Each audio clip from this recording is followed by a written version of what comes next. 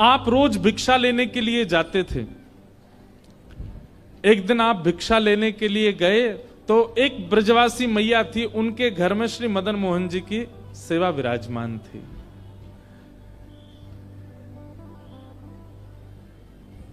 आप रोज मैया के यहां जब भिक्षा लेने जाते तो जब किवाड़ खुलती थी तो आप बाहर से ही दर्शन करते थे, भीतर छोटे से मदन मोहन जी विराज रहे हैं। आप तो देख करके रोज प्रणाम करके चले जाते थे, इससे अतिरिक्त कोई और अवसर आपको मिला नहीं। पर ठाकुर जी को यह बहुत भाग है, जब किवाड़ खुलती और भिक्षा लेने के लिए सनातन गोस्वामी आते, भीतर खड़े ठाकुर जी की अद्भुत सुगंधी से पूरा घर महक उठता। माता जी भिक्षा देके जब घर में आती भीतर तो मन में सोचती कोई इत्र की शीशी फैल गई है, कोई ने अगरबत्ती जला दी है, इतनी सुगंधी कहां से आवे।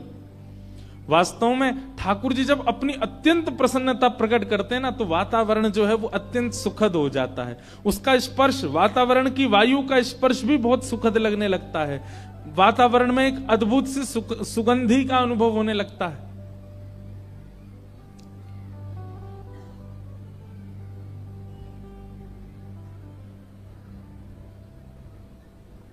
तो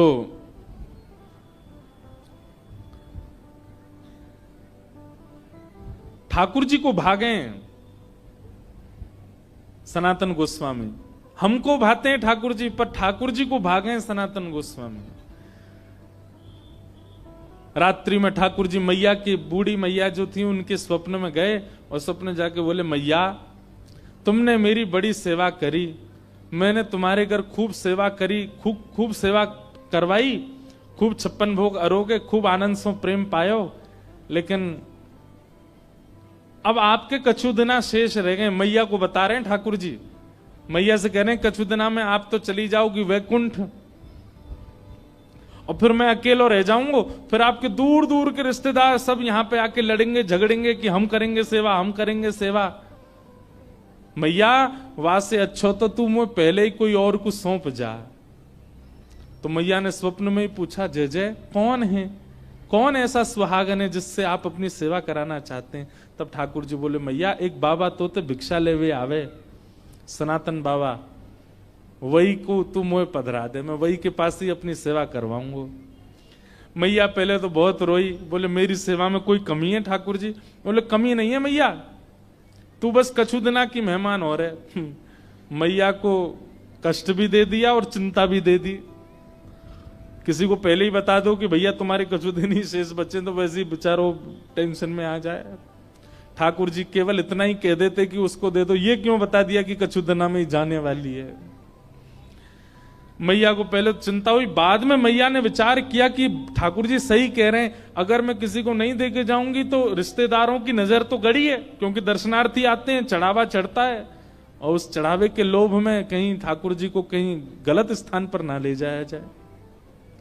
तो अगले दिन मैया ने श्रृंगार किया, भोग लगाया, इतने में बाहर सनातन गोस्वामी आ गए थे भिक्षा लेने। तो मैया गई और रोते रोते बोली, बाबा कल रात में स्वप्न में ठाकुर जी आए और आकर के मुझसे कह गए कि मुझे तो बाबा दे दो, अब तुम यहीं डटे रही हो, मैं ठाकुर जी को ला रही हूं, उनको सब श्रृंगार सामग्री सब आपको दे रही हूं, ठाकुर जी को ले जाओ, आप ही सेवा करो बाबा। सनातन गोस्वामी बोले, मैया मैया रुको रुको रुको रुको, हमको श्रृंगार करना नहीं आता, हम केवल नाम जप करना जानते हैं, राधे कृष्ण कृष्ण कृष्ण राधे राधे, 20 घंटा यही करवाओ हमसे। अब किसी की रुचि नाम जप में होती है, किसी की रुचि सेवा में होती है, किसी की रुचि कथा में होती है, किसी की रुचि परिक्रमा में होती है, किसी की रुचि भोग में ही होती है। सनातन गोस्वामी बोले, दूसरी बात, सेवा तो सौभाग्य मेरे पास ठाकुर जी आएंगे, पर आपका इतना सुंदर भवन, इतनी बढ़िया व्यवस्था, मैं तो छोटी सी कुटिया में रहता हूं और जमुना जी में बाढ़ आ जाती है तो मेरी कुटिया तो बह और जाती है, उसमें ठाकुर जी को कहां विराजमान करूंगा, मेरे यहां कोई महल नहीं है। और तीसरी बात, मैया मैं तो 20 घंटा आंख बंद करके ध्यान में रहता हूं, आपके ठाकुर को तो सवेरे उठाना पड़े, बाल भोग लगाओ, फिर राज भोग लगाओ, फिर ब्यारू भोग लगाओ, फिर श्रम भोग लगाओ, 8 बार तो ये भोजन करते हैं, मैं किस करूंगा इनकी सेवा? अच्छा मुझे करने में दिक्कत नहीं, मैं तो देखो 4 घंटा ही नियम से बाहर रहता हूं, उसमें ही सेवा कर पाऊंगा, इनसे पूछ लो ये राजी है कि नहीं। मतलब जैसे ब्याह पक्का होता है ना, तो लड़का पक्ष का या लड़की पक्ष की पहले ही अपनी डिमांड रख देते, भाई हम तो ऐसे ऐसे हैं, पूछ लो, रह सको निभा सको तो करना ब्याह। ऐसे ही सनातन गोस्वामी ने ठाकुर जी के लिए बोला, बोले ठाकुर जी से एक बार पूछ लो, व्यवस्थाएं ऐसी हैं मेरे यहां, रह पाएंगे कि नहीं। मैया बोली आज मैं ठाकुर जी से बात करूंगी। रात में जैसे मैया सोई, स्वप्न में फिर ठाकुर जी कहा बात है मैया। बोले बाबा के यहाँ ना तो घर अच्छो बनो भयो, ना भोजन की अच्छी व्यवस्था, रसोई घर भी नहीं है, आप तो 8 बार भोग लगाते हो, आपको श्रृंगार करवाना होता है, ये सारी व्यवस्था उनके यहाँ नहीं है। वो तो 4 घंटा ही नियम से बाहर रहते हैं, तभी आपकी सेवा कर सकते हैं। और हो सकता है मैं तो बढ़िया पोशाक पहनाती हूँ, बाबा तो केवल एक कॉपीन पहनाएगा आप, सर्दी पड़ेगी जाड़ो पड़ेगा, मैं तो आपके आगे अंगीठी रखती हूँ कोयला की, बाबा तो आपको कंबल उड़ा के बैठा देगो बस। और बाढ़ आ गई तो है सके पेड़ के नीचे भी रहना पड़े। ठाकुर जी बोले मुझको सब मंजूर है, पर रहूंगा वही के यहाँ। यही तो प्रेम होता है। लड़की को पता चल जाए कि जिससे मेरा ब्याह होने वाला है उसने इतनी शर्तें रख दी हैं, तो लड़की पहले हाथ नहीं करना ब्याह, ऐसे से क्या ब्याह करना। लेकिन ठाकुर जी का प्रेम सच्चा है। ठाकुर जी कह रहे हैं कि भैया वृक्ष के नीचे भी रखेगो तो रहूंगा वही के संग ही। क्योंकि मैंने कल भी कहा था, ठाकुर जी व्यंजन के आदि नहीं रहते, ठाकुर जी तो व्यंजन बनावे वारे के आदि रहते हैं। सत्य बताएं, ठाकुर जी को मंदिर में बैठना, ठाकुर जी को घरों में बैठना, गाड़ियों में घूमना, बहुत विशिष्ट व्यवस्थाएं होना ठाकुर जी को प्रिय नहीं है। जो उनका प्रिय भक्त है बस वो पास रहे उनके, वो ज्यादा प्रिय है ठाकुर जी को। ठाकुर जी प्रेम के आदि। दूसरे दिन मैया के यहां जैसे सनातन गोस्वामी आए, मैया तो अपने ठाकुर जी गोद में लेके आई। बोले बाबा आपकी सारी शर्तें हमारे ठाकुर जी को मंजूर है, रहेंगे आपके पास से। बाबा बोले अच्छा लाओ दो। अब नेत्रों में आंसू भर रहे हैं कि बताओ मैं नहीं चाह रहा हूं, ठाकुर जी खुद आ रहे हैं मेरे पास। ये मेरे भजन का बल है। अपने हृदय से लगा करके श्री मदन मोहन लाल जी को लेकर के आए, नेत्रों से अविरल अश्रुधार गिरते जा रहे हैं। बोले ठाकुर जी झोंपड़ी से महलों में जाते हुए लोगों को देखा, पर महल से झोंपड़ी में आते पहली बार देख रहा हूं मैं। चौकी भी नहीं है एक बैठाने के लिए, नीचे फर्श पे ही गोबर का ऊंचा सा एक बना दिया चौकटा, उसी पे बैठा दिए ठाकुर जी। सनातन गोस्वामी के हाथ पैर कांप रहे हैं, कहीं ठाकुर जी को कोई दिक्कत नहीं हो जाए। जल की व्यवस्था कर दी। अब बोले अब क्या भोग लगाऊं, मुझे तो सब्जियां भी बनानी नहीं आती, मैं तो आटा लेके आता हूं, यमुना जल में माड़ करके मोटा सा आटा टिक्कड़ बना करके और रज में भीतर धर देता हूं, 2-2 दिन में उसी में से निकाल के पाता रहता हूं। इनका कैसे भोग लगाऊं मैं।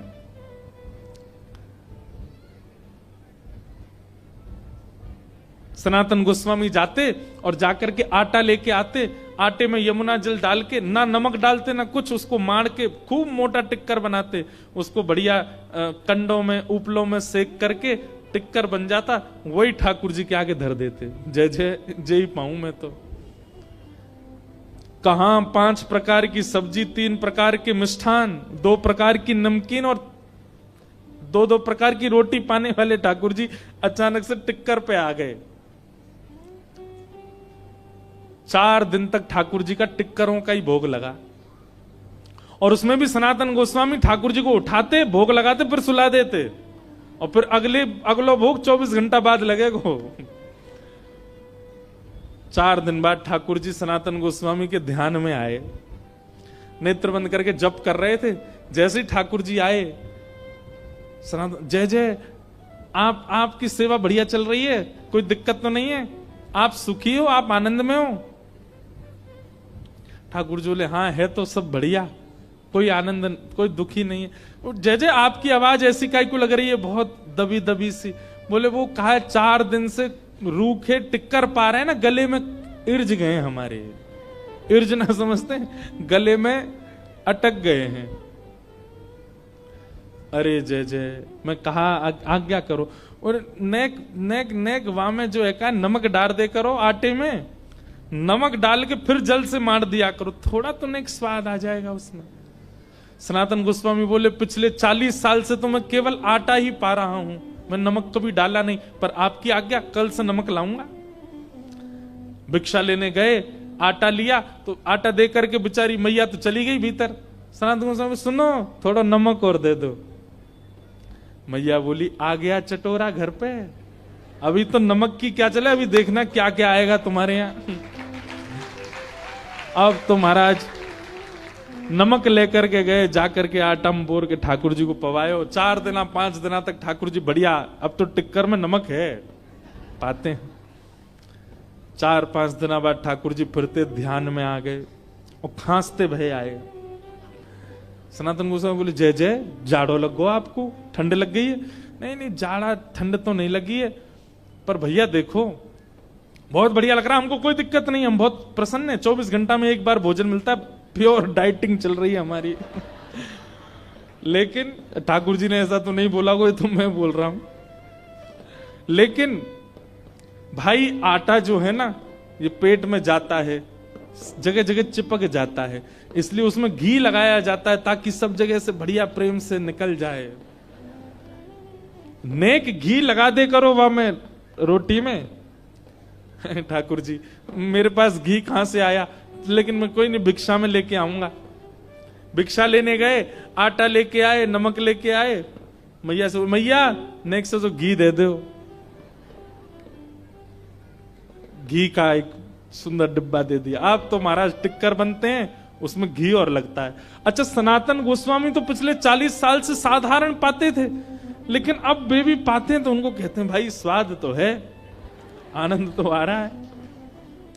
और फिर चिंता होती है कि कहीं ऐसा नहीं हो मेरी जीभ चटोरी हो जाए इनके चक्कर में। अब तो घी लगा के पान लगे। 5-6 दिन की सेवा हुई, ठाकुर जी फिर आ गए और ध्यान में आकर के सनातन गोस्वामी जय जय, सब आनंद, कोई दिक्कत तो नहीं, सब बहुत बढ़िया है।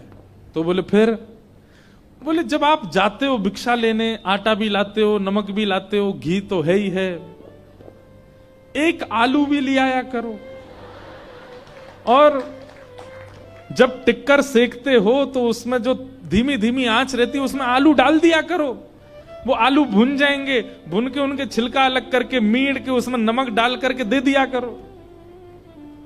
सनातन गोस्वामी बोले फिर 6 दिन बाद कहोगे नींबू भी ले आओ, फिर कहोगे चीनी भी ले आओ, फिर कहोगे मालपुआ बनाओ, अब कहोगे फिर रसगुल्ला बनाओ। ठाकुर जी आप चलो, आपको वापस मैं ही छोड़ के आऊं महलों में। और महाराज जैसे ही ठाकुर जी गोद में उठाए वापस ले जाने के लिए, प्रत्यक्ष श्याम सुंदर प्रकट हो गए और लिपट गए। और मदन मोहन जी प्रकट होकर के बोले मैं रूखी रोटी में ही राजी हूं, रहूंगा तुम्हारे पास से, जाऊंगा नहीं ऐसे, यहीं रहूंगा। आहा बिहरत निस दिन कुंज गलिन में, ब्रज जन मन सुख धाम, मदन मोहन को रूप निरख, सनातन बलि बलि जाए। ऐसे हमारे श्री मदन मोहन लाल, बोलो मदन मोहन लाल की। तो वृंदावन सप्त निधियों के दूसरे ठाकुर जी श्री मदन मोहन लाल जी ऐसे सनातन गोस्वामी के पास आए। इसके बाद मुगलों का बहुत आक्रमण चल रहा था, उसमें भी औरंगजेब ये क्या करते थे कि ये मंदिरों में जाके मंदिर तोड़वा देते थे और फिर मूर्तियों को खंडित कर देते थे, जिसके कारण कई ठाकुरों ने ब्रज से राजस्थान पलायन किया। गोविंद देव जी प्रस्थान कर गए, जयपुर में विराजमान हो गए। गोविंद देव जी के मंदिर की 3 मंजिलें तो गिरवाई दी थी औरंगजेब ने। तो गोविंद देव जी को ले जा करके जयपुर के राजा ने कहा कि हम यहां सुरक्षा देंगे, आप ठाकुर जी को ले आओ। तब फिर सनातन गोस्वामी ने पत्र लिखा, बोले भैया हमारे ठाकुर श्री मदन मोहन जी हैं और इनकी भी बड़ी ख्याति है, सब मथुरावासी ब्रजवासी दर्शन करने आते हैं, इनका भी स्थान वहीं हो। तब सनातन गोस्वामी जी भी इनके शिष्य या सनातन गोस्वामी वो लेकर के ठाकुर जी को मथुरा गए, जयपुर गए और श्री मदन मोहन लाल जी जयपुर में विराजे। अब जयपुर के राजा जो थे वो गोविंद देव जी की सेवा करते थे और गोविंद देव जी की सेवा के बाद फिर श्री मदन मोहन जी की सेवा करते थे। जयपुर में 3 ठाकुर विराजते हैं वृंदावन के, मदन मोहन, गोविंद देव और गोपीनाथ। तो राजा की एक पुत्री थी, उसका विवाह हुआ, बड़े धूमधाम से विवाह हुआ। राजस्थान में करौली एक जगह, वहां पर उसका विवाह हुआ। विवाह में पिता ने अपनी पुत्री से कहा, बेटी देख मैंने तेरे लिए सब व्यवस्था की, इतनी पालकियां जा रही, इतना सोना जा रहा है, इतने जवाहरात जा रहे हैं, तेरे लिए कोई दिक्कत नहीं छोड़ी। एक राजकुमार से तेरा ब्याह निश्चित किया, और कुछ तेरे मन में हो तो तू मुझे बोल, मैं तेरे को दूंगा। तो उस बेटी ने कहा, पिताजी पक्का दोगे? बोले हाँ। बोले आप तो प्यारे गोविंद देव की सेवा करते हो, ये जो दूसरे ठाकुर श्री मदन मोहन है इनको मुझे दे दो, मैं इनको करौली ले जाऊं और वहां इनकी सेवा करूं। तो महाराज बेटी की बात सुनकर के पिता इतने व्याकुल हो गए कि अपनी पुत्री के चरण पकड़ लिए कि लाली तू कहे तो जयपुर का पूरा घराना तेरे नाम कर दूंगा, लेकिन तू ठाकुर जी को मत लेके जा मुझसे। ये कृपा करके ठाकुर जयपुर में विराजे, वृंदावन में प्रगटे ठाकुर जी जयपुर आए हैं, इनको लेके मत जा। बेटी बोली और मुझे कुछ नहीं चाहिए पिताजी, बाकी सारी संपत्ति आप रख लो, लेकिन मदन मोहन लाल जी को मुझे दे दो। यहां बेटी की हट हो रही है कि मुझे दे दो, पिता लड़ रहे हैं कि नहीं। सबने आके समझाया, बोले आपके पास गोविंद देव जी हैं ना, आप उनकी सेवा में हो, बिटिया कह रही है तो श्री मदन मोहन जी उसके साथ चले। बोले नहीं, मैं तो दोनों की सेवा करूंगा। लेकिन जब पुत्री का हट अधिक होने लगा तो फिर राजा ने एक नियम बना दिया। बोले ठीक है, एक काम करते हैं। बोले क्या? कल तेरे सामने 5 विग्रह एक जैसे रखे जाएंगे मदन मोहन जी के, पहले से 5वें तक एक भी अंतर नहीं होगा। एक से नेत्र, एक से नासिका, एक से होठ, एक से हाथ, एक से पैर, एक ही धातु, एक ही श्रृंगार, एक ही वस्त्र, एक ही इत्र, सब कुछ एक जैसा। उन 5 में से 4 स्वरूप जो होंगे वो अभी कल के परसों के निर्मित होंगे, एक स्वरूप जो है वो असली मदन मोहन जी होंगे। अगर तैने असली पहचान लिए तो तू ले जाना, और तू अगर नहीं पहचान पाई तो फिर वो जयपुर में ही रहेंगे। बेटी हां बोलने में संकोच करने लगी तो राजा बोले, इतना ही प्रेम है तेरा, नहीं पहचान पाएगी तो फिर मना कर देना। तो उसने कह दिया, नहीं नहीं, मैं पहचान जाऊंगी, मैं बहुत प्रेम करती हूं अपने मदन मोहन जी से, मैं पहचान जाऊंगी असली कौन से। राजा बोले ठीक है। रात भर बेटी चिंता में बैठी रही, रोती रही, क्या करूं क्या करूं। अब तो मदन मोहन जी के किवाड़ बंदे थी, सो रहे थे, बाहर ही जाकर के देली पूजने लगी, हे ठाकुर जी मैं तो अयोग्य हूं, अबोध हूं, पर मेरी इच्छा है कि आप मेरे साथ चलो। अगर आप मेरे साथ चलना चाहते हैं वास्तव में तो कुछ लीला कीजिए ना। और ऐसा कहकर के रोते रोते रोते वो वहीं सो गई। ठाकुर जी स्वप्न में आए और स्वप्न में आकर के बोले, सुनो हे राजकुमारी। बोले हाँ। देखो तुम्हारे पिता मुझे बिल्कुल नहीं छोड़ना चाहते, वो 5 स्वरूप एक जैसा ही बना करके प्रस्तुत करेंगे, मुझे पहचान पाना बहुत मुश्किल होगा, तुम नहीं पहचान पाओगी।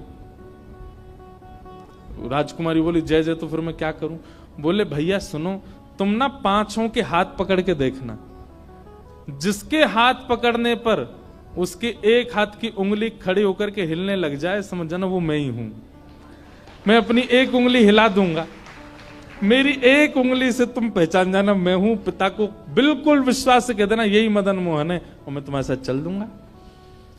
वो तो नाचने लगी रात में, जय हो मेरे मदन मोहन लाल, अब तो कल मैं आनंद से, आप बस उंगली हिला देना अपनी। राजा ने कोई कसर नहीं छोड़ी, एक एक अंग बिल्कुल मदन मोहन जी जैसा निर्माण करवाया और 5 ठाकुर विराजमान कर दिए और अपनी पुत्री को सामने खड़ा किया। जयपुर के राजघराने के सब लोग खड़े हैं, बड़े बड़े लोग, देखने के लिए कि आज पता चले मदन मोहन जी जाएंगे कि नहीं। और कहा, लाली देखो बताओ कौन से मदन मोहन जी। नेत्रों में पट्टी बांधती थी ताकि स्पर्श से ही पहचान सके, तो पहले मुंह पकड़ती, उसके बाद यहां पकड़ती, हाथ पकड़ती, जैसे ही हस्त कमल पर हाथ घुमाती, उंगली नहीं हिलती, बोलती ये नहीं है। दूसरे पर हाथ करती और हाथ पे ऐसे घुमाती, बोली ये भी नहीं है। तीसरे चौथे सब निकल गए। अब तो वो घबरा गई कि ऐसा तो नहीं मदन मोहन जी उंगली उठा ही नहीं रहे हो। पांचवे पर जैसी गई, जैसी जाके देखा, उसने फिर से हाथ देखे, ठाकुर जी ने उठाई नहीं उंगली। अब तो बोली रुक जाओ मैं एक बार और देखूं, और एक बार और उसने प्रयास किया, पहले दूसरे ने नहीं उठाई। तीसरे के पास जैसी गई, नेत्र थोड़े भर से आए उसके हृदय से, हे मदन मोहनलाल कृपा करो ना। जैसे हाथ पकड़े सोई ठाकुर जी ने अपनी उंगली उठा करके धीरे धीरे हिला दी। उसने तुरंत ठाकुर जी का हाथ पकड़ के पिताजी के सामने, पिताजी ये हैं मदन मोहनलाल जी। अब सब लोग देखने लगे, राजा को पता है असली कौन से। राजा नतमस्तक हो गया, दंडवत हो गया, और दंडवत होकर के बोला पुत्री ने सही चुना, यही है श्री मदन मोहनलाल। महाराज रथ तैयार किया, उसमें मदन मोहन जी को विराजमान किया, और बहुत रोया राजा। पुत्री जाते जाते बोली पिताजी आप रोइए मत, आपने देखा मैं कितना प्रेम करती हूं मदन मोहन जी से। आपने 5 स्वरूप बनवाए, फिर भी मैं पहचान गई कौन से हैं मदन मोहनलाल जी। राजा धीमे से बोले सुन, मुझे सब पता है, तूने कैसे पता किया? वो उंगली हिलती हुई मैंने भी देखी थी, लेकिन मैं कष्ट में नहीं रो रहा हूं, मैं तो प्रसन्नता में रो रहा हूं। तू ले जाना चाहती तो मैं कभी नहीं भेजता, पर ठाकुर स्वयं जाना चाहते हैं इसलिए मैं भेजूंगा। वो स्वयं इच्छा प्रकट कर रहे हैं इसलिए मैं भेजूंगा। और इस नाते से, इस कृपा से श्री ठाकुर मदन मोहनलाल जी आज भी जयपुर के श्री राजस्थान के श्री करौली में विराजमान हैं। बोलो मदन मोहन लाल की जय। ब्रज के नंद लाला, राधा जी के सांवरिया, सब दुख दूर हुए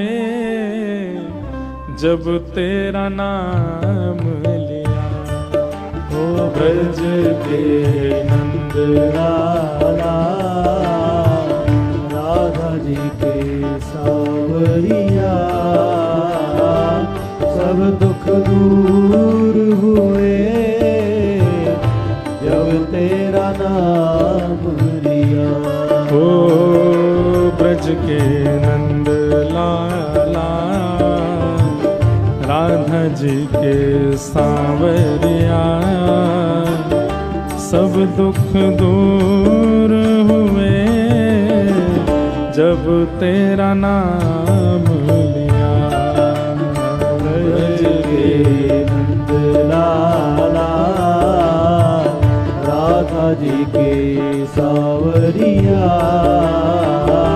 सब दुख दूर हुए जब तेरा नाम। श्री राधा रमण लाल की।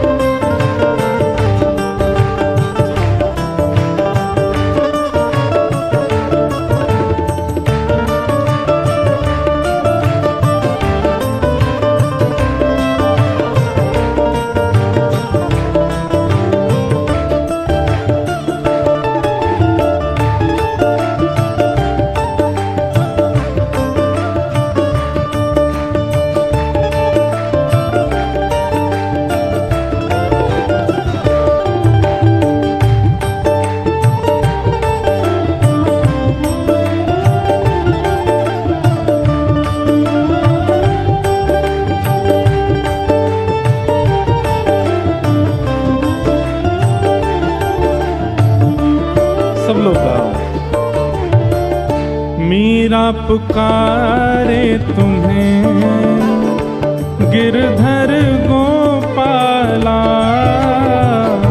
मीरा पुकारे तुम्हें गिरधर गोपाला, मीरा पुकारे तुम्हें गिरधर गोपाला, पुकारे तुम्हें गिरधर गोपाला, ढल गया अमृत में विष का भरा प्याला।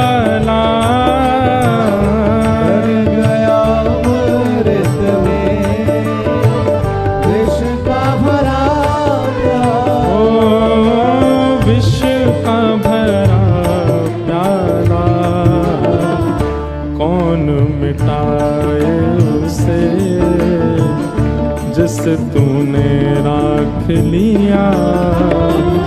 सब दुख दूर हुए जब तेरा नाम लिया। सब दुख दूर हुए जब तेरा नाम लिया। गाओ ओ ब्रज के नंद लाला, राधा जी के सांवरिया। सब दुख दूर हुए जब तेरा नाम लिया। सब दुख दूर हुए जब तेरा नाम लिया। और बहुत सुंदर पंक्ति हैं। देख रहे हो तुम मेरे दुखड़े सारे, देख रहे हो तुम मेरे दुखड़े सारे। तब दर्शन दोगे मेरी आँखों के तारे। कब दर्शन दोगे तेरी आँखों के तारे। ओ मेरी आँखों के तारे। अधर पे मुरली है, कांधे पे कामरिया। सब दुख दूर हुए जब तेरा नाम लिया। सब दुख दूर हुए जब तेरा नाम लिया। सब दुख दूर हुए जब तेरा नाम लिया। सब दुख दूर हुए जब तेरा नाम। गोविंद मेरो है, गोपाल मेरो है। गोविंद मेरो है, गोपाल मेरो है। मेरा बांके बिहारी नंदलाल मेरो है। मेरा बांके बिहारी नंदलाल मेरो है। प्यारो गिरिवर धारी गोपाल मेरो है। प्यारो गिरिवर धारी गोपाल मेरो है। प्यारो युगल बिहारी नंदलाल मेरो है। प्यारो युगल बिहारी नंदलाल मेरो है। ओ राधा रमण बिहारी नंदलाल मेरो है। रमण बिहारी नंदलाल मेरो है। ओ प्यारो गिरिवर धारी गोपाल मेरो है। प्यारो गिरिवर धारी गोपाल मेरो है। हे गोविंद मेरो है, गोपाल मेरो है।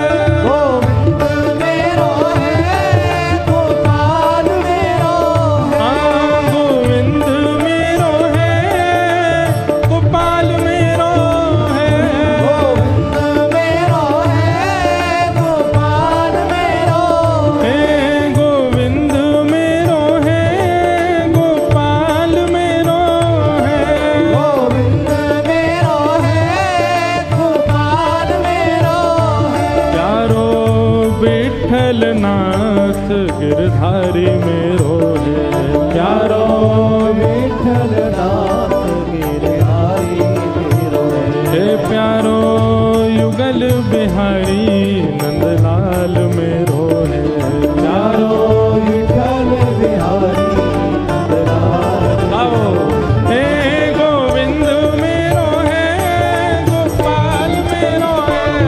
गोविंद मेरो है, गोपाल मेरो है। हे गोविंद मेरो है, गोपाल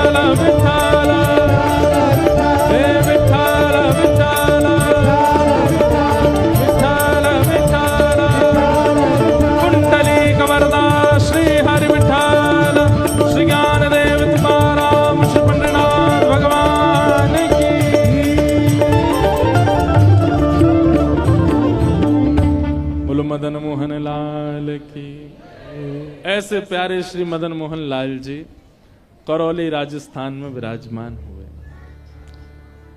और फिर राजस्थान में जाकर के प्यारे मदन मोहन लाल जी ने अपने अनेक, ये ऐसे अद्भुत ठाकुर हैं हमारे ब्रज के।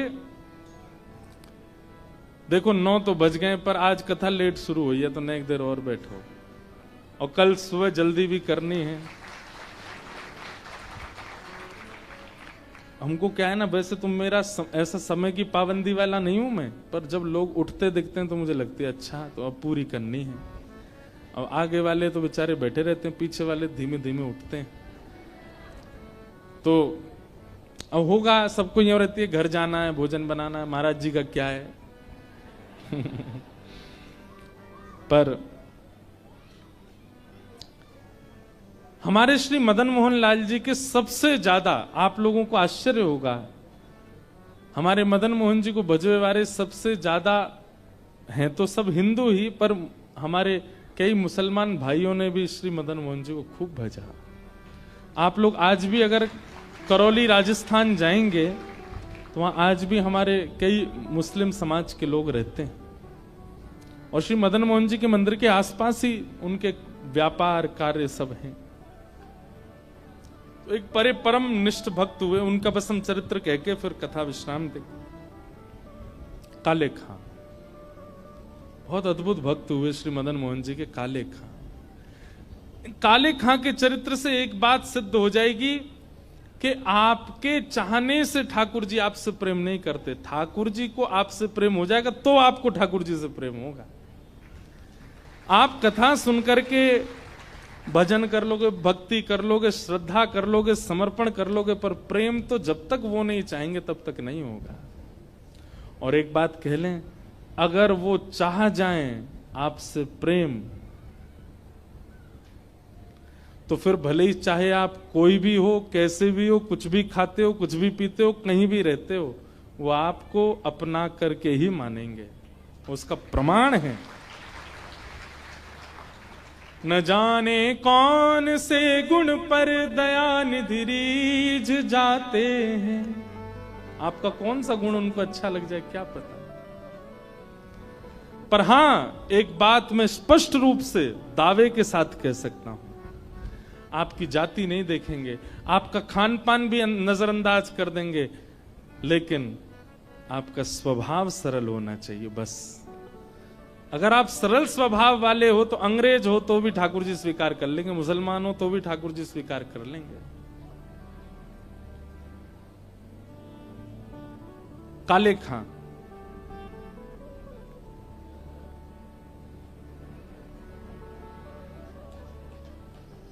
काले खां हमने भी पोज ही दिया, मैंने लोग खींचो। तो वो अचानक से आए ना, मैंने कहा तो मैं क्या बताया था। काले खां, तो काले खां जो थे अपने घर चलाने के लिए काम ढूंढ रहे थे, कहां काम करूं। पढ़े लिखे इतने थे नहीं, तो कहीं अच्छी जगह उनको नौकरी मिल नहीं रही थी। तब उनको एक ऑफर आया, बोले क्या, बोले मदन मोहन जी के मंदिर में बाहर जो परिक्रमा मार्ग है वहां झाड़ू लगाने की सेवा, और मदन मोहन जी मंदिर पर चढ़ते हैं, ऊपर सीढ़ियां हैं, उसकी साफ सफाई, मतलब साफ सफाई की सेवा के लिए उनको करना हो तो कर लो। बोले क्या बुराई है, हम अपना नमाज अदा करते हैं, अपने भगवान को हम पूजते ही हैं। बोले घर चलाने के लिए अगर करना पड़े तो कोई दिक्कत नहीं। मतलब नैष्ठिक मुसलमान थे वे, जितने समय पर नमाज करनी चाहिए, जैसे नियम होता वो सब करते थे, टोपी ओपी पहन के, जैसा उनका वेशभूष रूपा सब वैसे ही रहते थे। लेकिन मदन मोहन जी के मंदिर में उनको झाड़ू की सेवा और साफ सफाई की सेवा, रखवाली की सेवा मिल गई। सुबह जाना, मंगलाक से पहले पहुंच करके सब साफ कर देना, और फिर शाम तक वहीं रहना, बीच बीच में भोजन पाने अपने घर जाते थे, फिर दोबारा वहीं आ जाते थे। और उनको प्रतिबंध भी था और उनका मन भी नहीं था, कभी वो मंदिर के भीतर नहीं जाते थे, बाहर ही बाहर सब रखवाली करते थे। अनेक वर्षों तक मदन मोहन जी की सेवा करते रहे, पर आज तक कभी मदन मोहन जी का रूप नहीं देखा उन्होंने। पुजारियों से और भी सब लोग जो मंदिर में थे, सबसे उनकी अच्छी बातचीत होती थी, पर ठाकुर जी को बस ऐसे ही अपने ठाकुर के प्रति उनकी श्रद्धा थी। लेकिन ठाकुर जी को वो भा गए, क्योंकि हृदय बहुत सरल है, हृदय निर्मल है, हृदय बहुत पवित्र है, भले ही कैसा भी है पर पवित्र हृदय वाला। और एक दिन राजभोग आरती हो रही थी श्री मदन मोहन लाल जी की, और वहां भीड़ में कुछ लोग सीढ़ियों पर खड़े थे, उनमें कुछ कहा सुनी हो गई, तो उनकी कहा सुनी हुई तो ये वहीं खड़े थे। उनको संभालने के लिए, उनको दूर करने के लिए एक सीढ़ी चढ़ के उनको अलग कर रहे थे, और ये कुछ संभाल रहे थे व्यवस्था। और व्यवस्था, अरे भाई ऐसे नहीं करो, देखो तो आरती हो रही है, ऐसे मत करो, और देखो देखो आरती हो रही है, ऐसे कह के जैसे इन्होंने सामने पहली बार आज श्री मदन मोहन जी को देखा। वरहा पीड़म नटवर वपुः कर्णयो कर्णकारम बिभ्रदवासः कनक कपिसं वैजयन्तीं च माला रन्ध्रान् वेणो अधर सुधया पूरयन् गोपवृन्दै वृंदारण्यम स्वपदरमणम प्राविशद गीत कीर्ति लखी जन लाल की मुस्कान। एक बार जिसने ठाकुर जी की मुस्कान देख ली, हमारे ब्रज में इस भाव को गाया जाता है, लखी जन लाल की मुस्कान। एक बार जिन्होंने ठाकुर जी की मुस्कान को देख लिया, उसके बाद स्थिति क्या हो जाएगी। हम लोग ठाकुर जी का दर्शन करने जाते हैं, दर्शन करके थोड़ी देर में बाहर आ जाते हैं, इसका मतलब हमने देखे ही नहीं ठाकुर जी। लखी जिन लाल की मुस्कान तिन ही बिसरी वेद विधि जप जोग संगम ध्यान नैम व्रत आचार पूजा पाठ गीता ज्ञान रसिक भगवत द्रगदई अस ऐंच के मुख म्यान। लखी जन लाल की मुस्कान।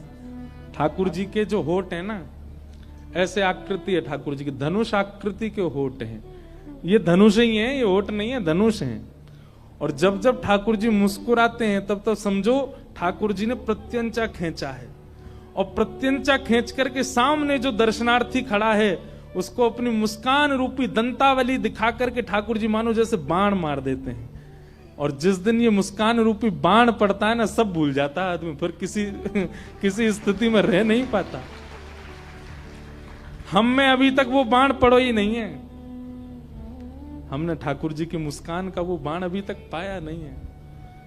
और ठाकुर जी ने, इतने सारे दर्शनार्थी खड़े थे, लेकिन बहुत दिनों से ठाकुर जी प्रत्यंचा चढ़ाए खड़े, सामने ही नहीं आ रहा था काले खां। और आज जैसे ही वो विवाद अपवाद हुआ नहीं था, ठाकुर जी ने ही करवाया था। आरती में कौन लड़ता भाई, आरती में सबका ध्यान ठाकुर जी पे होता, वो लड़ने लगे, अरे हटो ऐसे लड़ते हैं, आरती हो रही है देखो। और जैसे ही सामने देखा, आहा ऐंच के मुख म्यान, ठाकुर जी ने अपने होठ रूपी धनुष बाण से मुस्कान रूपी प्रत्यंचा खींच करके और दंतावली बाण जैसे ही मारा, मुस्कान देख करके काले खां खड़ा रह गया, पलक झपकना भूल गया। नेत्रों से आंसू क्यों गिर रहे हैं उसको नहीं पता है, उसके रोंगटे क्यों खड़े हो रहे हैं उसको नहीं पता है। जैसे हमारे ब्रज में एक बात कहें, भैया सांप के डसे को तो मंत्र है, पर सांवरे के डसे को कोई मंत्र नहीं है। सांप के डसे को तो जहर उतारो जा सके, पर जहां कोई सांवरो डस दे वहां को कोई मंत्र नहीं लगे।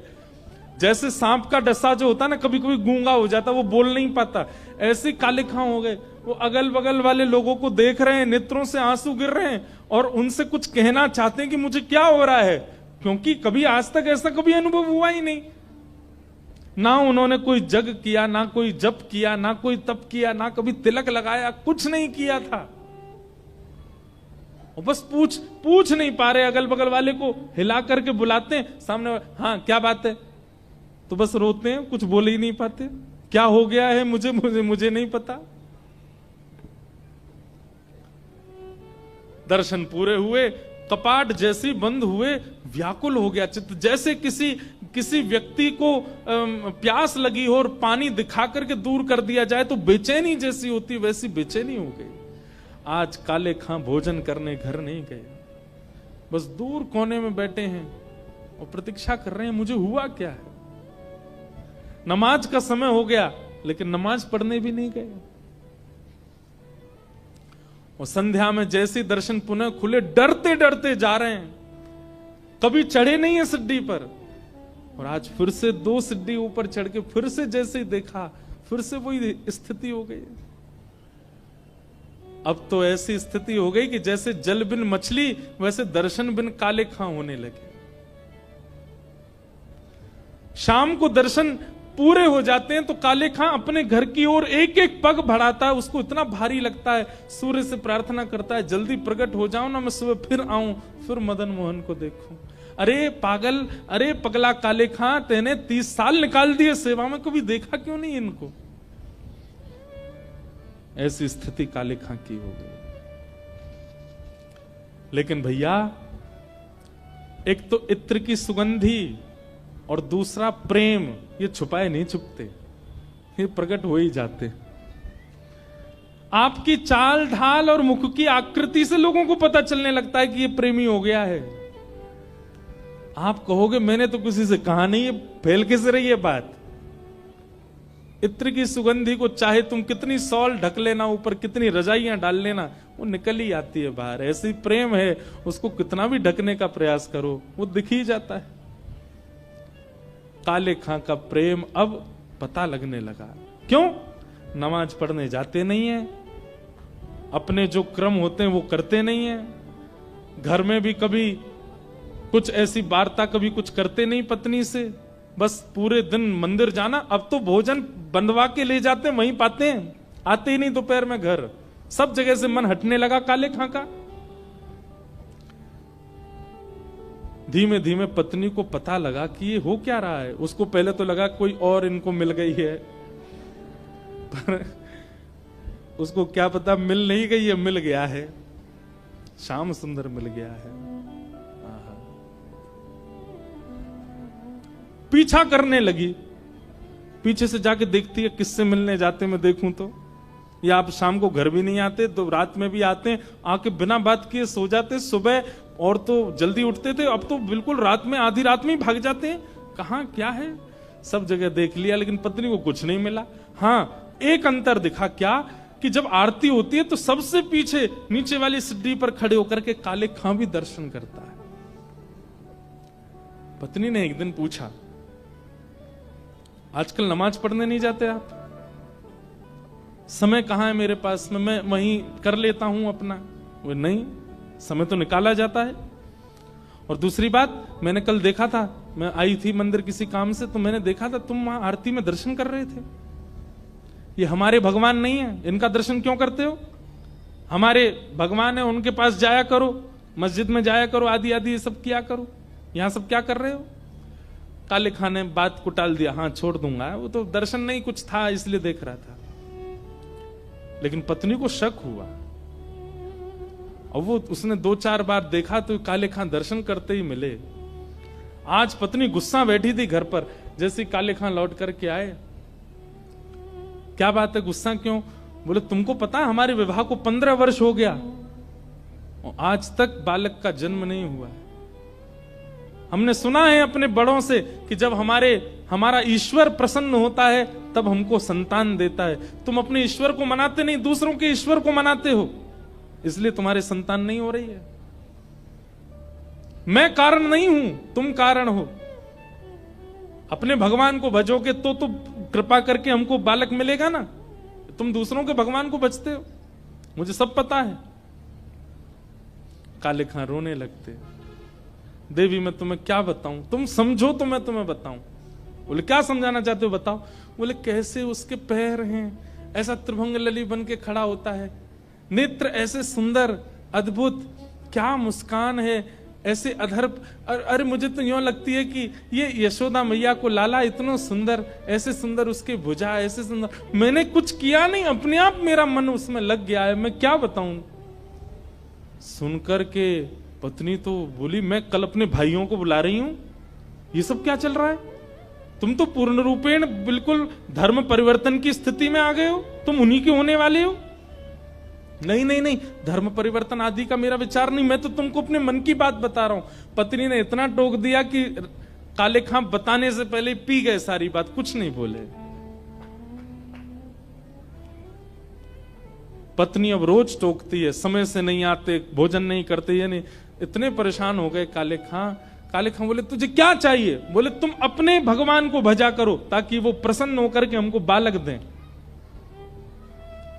काले खां आज मंदिर गए और मदन मोहन जी से बोले, इतने वर्षों से मैं आपकी सेवा कर रहा हूं, कुछ मांगा नहीं नाथ, अपने लिए नहीं चाहता, पर ये मेरे रिश्तेदार नातेदार, मेरी पत्नी का मुख बंद हो जाए, उसके लिए एक बालक कृपा करके मुझे दे दो।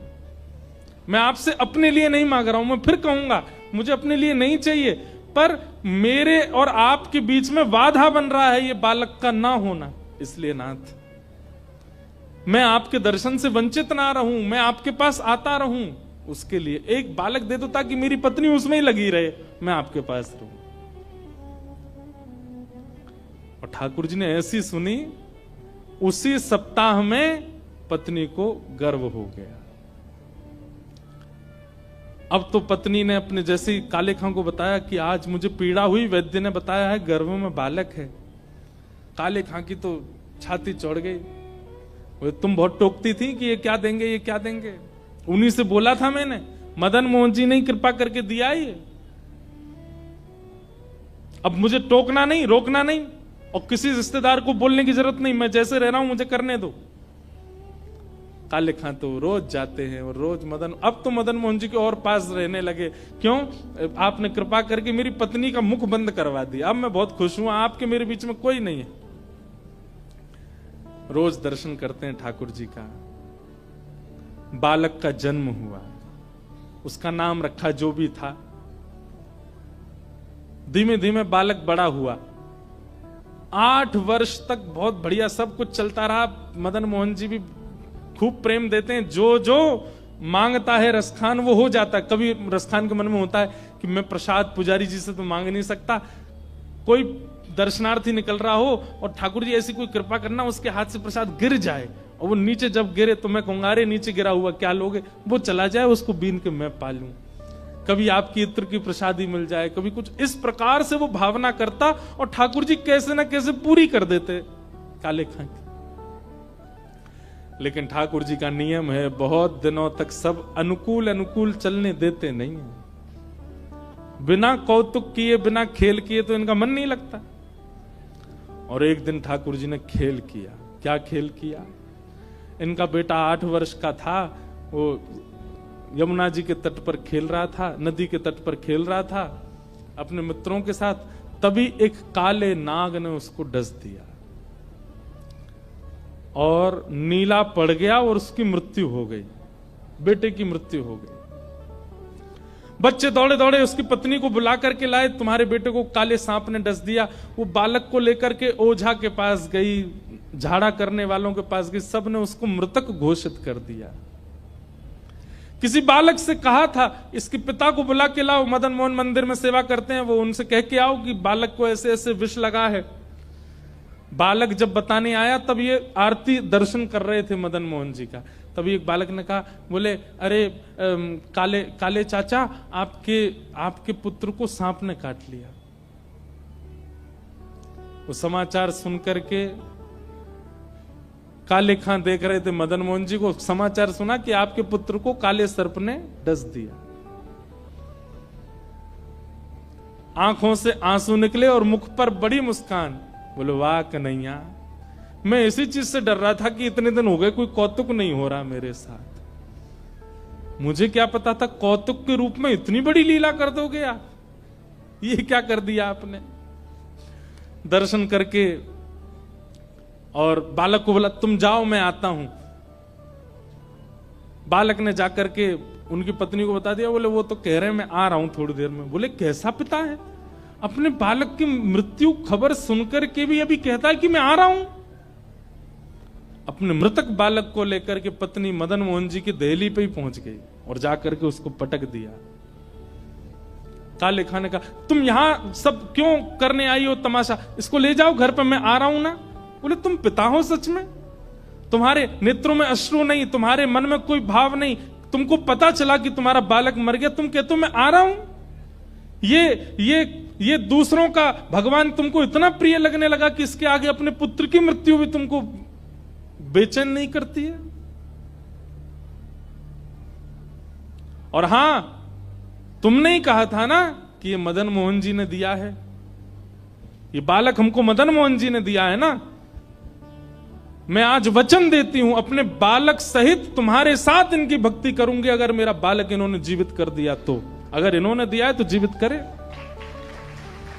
ताली क्यों बजाई आपने, अभी कुछ हुआ तो है नहीं। वो तो चुनौती दे रही है अपने पति को। आहा, काले खां तो अब भक्ति की परीक्षा हो रही है। आहा, काले खां मदन मोहन जी के आगे खड़े, बोले नाथ, जीवन में दूसरी बार है कि मैं आपसे कुछ मांग रहा हूं। पहली बार भी मांगा था, इसलिए मांगा था ताकि आपके मेरे बीच में कोई ना आवे, और अब भी इसीलिए मांग रहा हूं कि आपके मेरे बीच में कोई और ना आवे। और तब काले खां ने एक उर्दू भाषा, उनकी उर्दू ही थी, उसमें एक पंक्ति गाई अपने ठाकुर के आगे कि मुसफ़्फ़क सफीक रफीक दिल दोस्त मेरे, मेरी नजदीकी हकीकी ख्याल कीजिए, मेहरबान कदरदान आला तू जहान बीच, मुझसे गरीबों का गुनाह माफ कीजिए। काले बेकरार खड़ा तेरे दरबार बीच, नंद के कुमार जरा गौर कुछ कीजिए। और अंतिम बात जो काले खां ने कही है, मदन मोहन जी मानो जैसे हिल गए हों अपने स्थान से इस बात को सुन के। अंतिम बात क्या कहता है, हिंदुओं के नाथ तो हमारा कुछ दावा नहीं। मेरे परिवार, मेरे रिश्तेदार और मेरे समाज के लोग मुझे यही कह के टोकते हैं कि आप हिंदुओं के भगवान हो। हिंदुओं के नाथ तो हमारा कोई दावा नहीं, पर मैंने तो सुना आपको जगन्नाथ बोलते हैं, आप तो जगत के नाथ हो जगत के नाथ तो हमारी सुध लीजिए। यदि आप वास्तव में जगन्नाथ हो, यदि आप वास्तव में जगत के नाथ हो, तो इस जगत में मुसलमान भी है, मेरी सुध लीजिए नाथ। अंतिम पंक्ति जब काले खां ने कही, हिंदुओं के नाथ तो हमारा कुछ दावा नहीं, हो जगत के नाथ तो हमारी सुध लीजिए, ये बात जैसे ही कही है उसने, अब तो ठाकुर जी पर बात आ गई, भाई जगन्नाथ हो तो जगत में तो सब आते हैं, हम भी आते, हमारा ध्यान दो। ठाकुर जी ने कहा मैं हिंदुओं का नहीं, मैं तो सबका हूं। और इतना कहते ही वहां हजारों लोग खड़े थे, पत्नी खड़ी थी, मृतक बालक काले खां का उठ बैठा, जीवित होकर के खड़ा हो गया और खड़े होकर के तुरंत अपने पिता की उंगली पकड़ करके कहा, पिताजी वो कहां है? पिताजी बोले कौन? एक सांवरा सा बालक मेरे साथ खेल रहा था नदी के तट पर, बहुत सुंदर था, बड़े मनोहर उसके मुखमंडल थे, बहुत अच्छे अच्छे नेत्र थे। पिताजी उसकी पीले वस्त्र मुझे इतने अच्छे लग रहे थे, मैंने उससे कहा था अपनी माँ से मुझे मिलवाओ, उसने मुझे वचन दिया था कि वो अपने नंद भवन मुझे लेके जाएगा। पिताजी उसके बाद पता नहीं मुझे नींद आ गई, मैं कहां चला गया मुझे नहीं पता, वो बालक कहां है पिताजी? काले खां ने उसकी मां की ओर देखा तो मां अचंभित खड़ी है, नेत्रों में आंसू। वो सारे रिश्तेदार खड़े थे और उसके जो मित्र आदि थे जो नमाज पढ़ने जाते वो भी सब वहीं खड़े थे। काले खां ने अपने बालक को गोद में लिया और 2 दोहरी ऊपर चढ़ के 2 सीढ़ियां चढ़ के मदन मोहन जी की ओर दिखा के कहा, क्या यही बालक था, यही पोशाक थी? जैसे ही बालक ने मदन मोहन जी को देखा, हाँ पिताजी यही बालक था, यही पोशाक थी, यही मेरे साथ खेलने आए थे। और उस दिन काले खां ने परिवार सहित श्री मदन मोहन जी के चरणों को प्राप्त किया। सब परिवार सहित ठाकुर जी के हो गए। तब से लेके आज तक मदन मोहन जी में आरती होती है तो आरती के बाद सब जय जयकार करते हैं। जय जयकार के बाद आज भी करौली के लोग 2 वाक्य गाते हैं। क्या? कारे के बेटा को जब कारे ने खायो, क्या? कारे के बेटा को जब कारे ने खायो, तब कारे की कविता सुन बेटा जिवायो है। काले के बेटा को जब काले ने खाया, तब काले की कविता से उसके बेटे को जिवाने वाले, हे मदन मोहन लाल तुम्हारी जय हो, तुम्हारी जय हो, तुम्हारी जय हो।